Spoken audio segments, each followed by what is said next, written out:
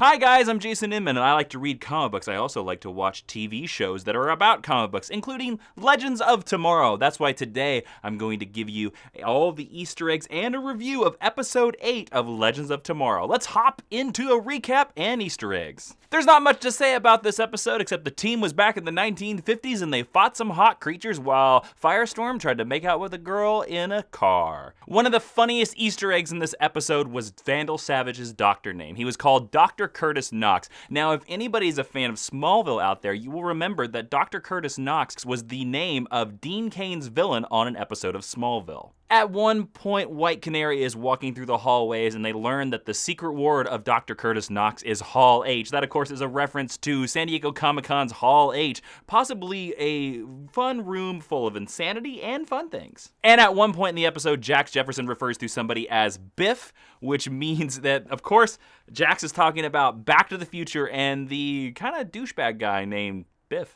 Now let's get into the good of this episode, and to be honest with you, there's a lot of it. This episode was a very social justice episode, starting off with Hawkgirl says, "Oh, I like my towns backward." I thought that this episode dealt with a lot of issues of equality and LBGT rights that I was quite surprised by a superhero show tackling. But you know what? If you were to travel back to the 1950s, I guarantee you those would be the issues that you would notice. You would wonder why certain people weren't allowed to drink at certain water fountains. You would wonder why some people were just hassling and bothering, because those were the issues of the time. And I'm glad, since we have such a diverse cast, that this was not shied away from. This was looked and faced head on and had a lot of good and powerful scenes. There were some funny moments where the team got to play with roles and dialects that they don't normally get to do. Rip Hunter's American dialect I thought was so funny, he sounded like a cowboy, where at the same time, Vandal Savage being the doctor and being like, "I brought tuna a surprise," getting to play the homebody, the 1950s doctor,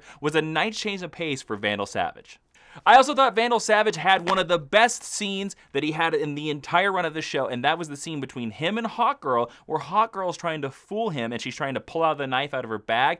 I thought the two actors worked on their tension very well, how like it was very much a cat and mouse, like some person's here, some person's here, some person's here, some person's here, until you reveal that Vandal knows the whole thing. Of course he would recognize Shayera. And lastly, I thought the ending of this episode, with the cliffhanger ending of leaving 3 of our team members behind, was priceless. I am hoping that next episode, Kronos gets a really big part to play because they really haven't done anything with him. But having him come on board, let's learn a little bit about him, and let's screw over our team is a really good plot device. Now let's talk about the bad of this episode. While this episode did some really good stuff with some of the social injustice storylines, I thought they did a very cliche job with the 1950s, and it almost feels like they ripped the 1950s out of Back to the Future and just put it in there. Of course, there's milkshakes, there's parking in a car, there's that type of stuff. I didn't really feel like it added anything new to the 1950s or added anything new to the storyline, but again, I've never been to the 1950s. I wasn't born in the 1950s. So maybe that's exactly how it was, and maybe I'm an idiot. So I'm stating that right now before any of you in the comments take me to task. But I thought it seemed like we had seen all these 1950 beats before. We didn't get to see anything new. Also, another bad thing I didn't like, I really did not like the hawk creatures. I did not like them at all. I wasn't a big fan of the meteorite turning these people into hawk creatures. Simply for the fact that the meteorite in the comic books turns Vandal Savage as immortal, and I know that they're combining Hawkman and Hawkgirl's origin with Vandal Savage, which I don't mind. I'm fine. I get it. Expediency is the best, through line for a story, but I didn't like that this meteorite would turn you into weird hawk people. So now I kind of wonder, are they setting up that we're going to meet the Thanagarians and they're actually going to look like hawks? Like, where does this meteor power go to? Or also, they're just going to ignore it. I don't know. That's why I didn't dig it. If I was to give this episode a rating based on 1 to 5 Captain Coldheads, based on 5 being the best, I would give this episode a 3. I don't think it's one of the strongest of the season, but it's not really that weak either. And that's the thing that's a good thing about Legends of Tomorrow. I don't think they've had a weak episode in the bunch. I would happily rewatch every episode over and over again, but this episode had a really weird beginning that kind of came together at the ending, because the ending, that cliffhanger ending, I think is so good. So overall, I would give it a rating of 3. Not that stellar, but not horrible either.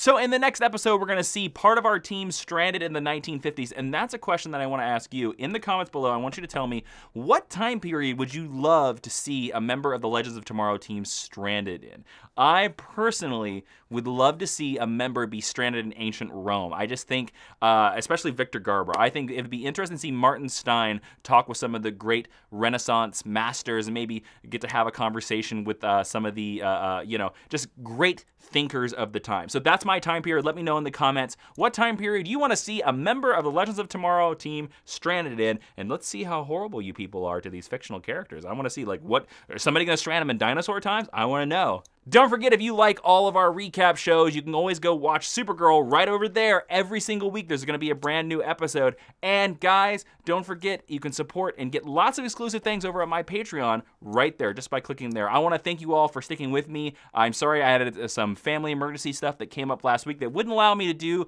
Legends of Tomorrow right the night of. But it's here, it's out, it's finally there. So thanks for watching, and don't forget to subscribe. Be seeing you.